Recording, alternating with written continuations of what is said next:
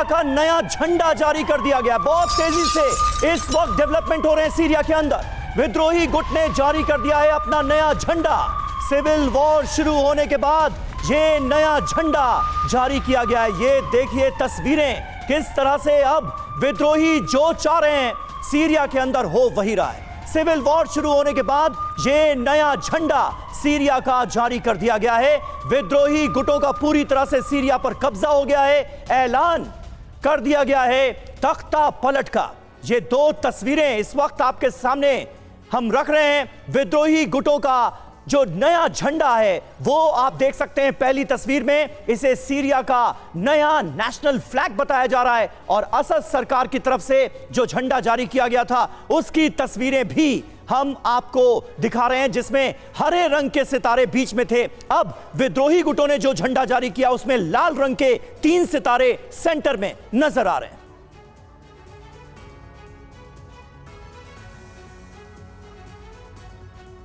तो सीरिया पर इस वक्त जो बदलते हालात है, 10 बड़ी अपडेट क्या है, फटाफट आप ये जान लीजिए। हुआ क्या है जो सबसे पहले टीवी 9 भारतवर्ष आप तक हर एक खबर को ब्रेक कर रहा है। राष्ट्रपति बशर अल असद देश छोड़कर भाग गए हैं। रूसी कार्गो विमान से भागे असद के आवास में घुस गए हैं विद्रोही। जो तस्वीरें भी हमने आपको एक्सक्लूसिव दिखाई, दमिश्क पर कब्जे का ऐलान कर दिया गया है। बाकायदा मस्जिद से ऐलान किया गया। प्रधानमंत्री ने कहा सीरिया के कि सत्ता हस्तांतरण को तैयार है वो। इधर असद पर विद्रोहियों का इनाम का ऐलान। जी हां, बशर अल असद पर $10 मिलियन का इनाम घोषित कर दिया है विद्रोही गुटों ने। दमिश्क में सेना के मुख्यालय पर अब विद्रोहियों ने कब्जा जमा लिया है। ये बहुत बड़ा डेवलपमेंट है, यानी अब सेना का हेडक्वार्टर भी पूरी तरह से विद्रोहियों के कब्जे में। दमिश्क की सबसे बड़ी जेल से कैदी रिहा किए गए। राष्ट्रीय टेलीविजन मुख्यालय पर भी अब विद्रोहियों का कब्जा हो गया है, यानी वो तमाम संस्थान जो कि नेशनल इंपॉर्टेंस के थे वो अब पूरी तरह से विद्रोहियों के कब्जे में आ चुके हैं। हमारे साथ तमाम खास मेहमान इस वक्त जुड़े हुए हैं। मेजर जनरल ए के सिवात साहब हमारे साथ मौजूद हैं। सीडीआर अतुल भारद्वाज साहब हमारे साथ मौजूद हैं। प्रोफेसर अमिताभ सिंह विदेश मामलों के जानकार हमारे साथ मौजूद हैं और हमारे सहयोगी सुमित आज सुबह से ही इस डेवलपमेंट पर लगातार नजर बनाए हुए हैं। पल पल की अपडेट से हमें करा रहे हैं वाकिफ। सुमित, पहला सवाल आपसे ही, इस वक्त सीरिया में जो हालात हैं उसके मद्देनजर सबसे बड़ी चिंता का सबब इस वक्त वहां पर जो स्थितियां हैं वो बनती हुई नजर आ रही हैं, क्योंकि ऐसा लग रहा है कि अब सिविल वॉर शुरू हो गई। विद्रोही गुटों ने तमाम बड़े संस्थानों पर, पूरे देश पर, सेना हेडक्वार्टर पर कब्जा कर लिया है।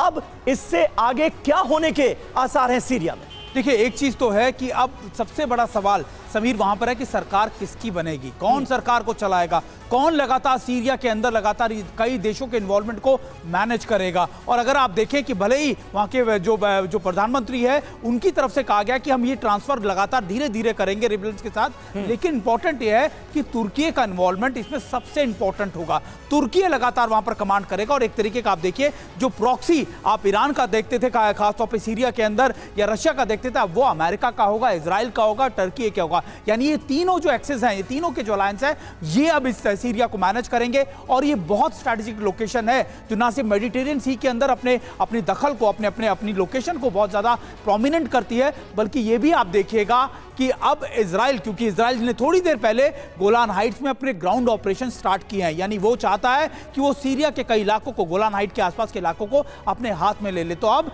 सेफगार्ड होगा अमेरिका का भी, इजराइल का भी और टर्की का भी। और अब असद सरकार के गिर जाने के बाद सीधा प्रभाव इसका जो सबसे बड़ा पड़ेगा, जो सबसे ज्यादा दिक्कत होगी, वो होगी रशिया को, वो होगी ईरान को, क्योंकि अब उनके लिए इस इलाके में अपनी मौजूदगी, अपने पैर पसारना, अपने पैरों को मजबूत करना लगभग ना हो चुका है। ठीक है, और देखिए हमारे साथ अमिताभ सर भी हैं। अमिताभ सर, आपसे सवाल यह है, क्योंकि जो वहां पर मौजूदा हालात हैं, सवाल यह है कि अब तख्ता पलट होने के बाद वहां पर क्या होगा। बाकायदा विद्रोहियों की तरफ से कह भी दिया गया है कि जब तक सत्ता का हस्तांतरण नहीं हो जाता तब तक वहां पर सभी जो सरकारी दफ्तर है उन सभी पर जो अधिकार होगा वो प्रधानमंत्री का होगा। और खास तौर पर जिस बात का जिक्र अभी सुमित ने किया कि यहां पर बड़ी इन्वॉल्वमेंट होने वाली है वेस्टर्न फोर्सेस की, अमेरिका की, तुर्की की, आप क्या होता हुआ देख रहे हैं वहां पर नई सत्ता को लेकर? देखिए, एक तो ये 13 साल से सिविल वॉर चल रहा था और उसमें हमने देखा है कम से कम 5 लाख सिविलियंस मारे गए हैं।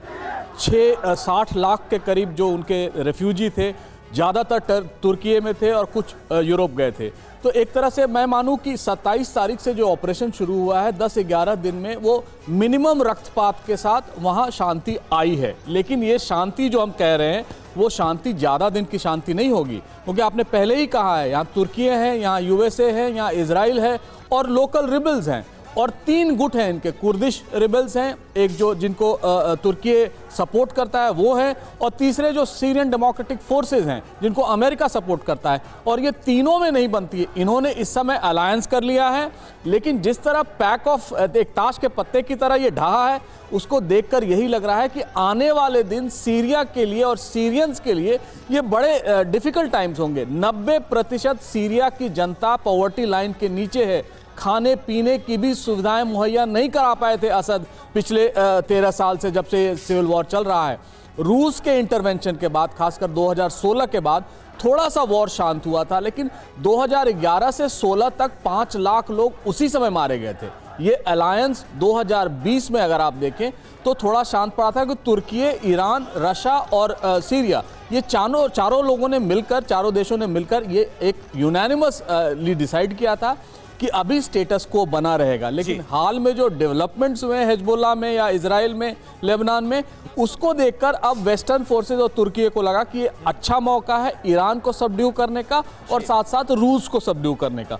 उसमें वो सफल हुए। आने वाले दिन सीरिया के लिए बहुत डिफिकल्ट होंगे। बिल्कुल, आने वाले दिन बहुत चुनौतीपूर्ण होंगे लेकिन निश्चित तौर पर जिस बात का अमिताभ जी आप जिक्र कर रहे हैं, ये रूस के लिए बहुत बड़ा झटका है, ईरान के लिए बहुत बड़ा झटका है।